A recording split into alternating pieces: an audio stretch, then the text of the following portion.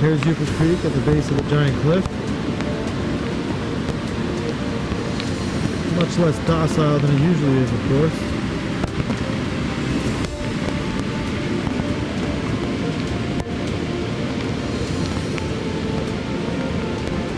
Just zoom in on those rapids down there.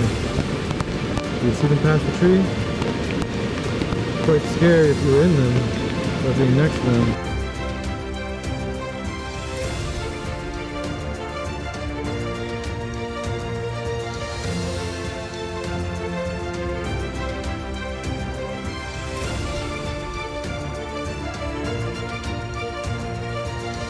If you remember my last recording of this area, this is what the stream looks like not right after a giant storm.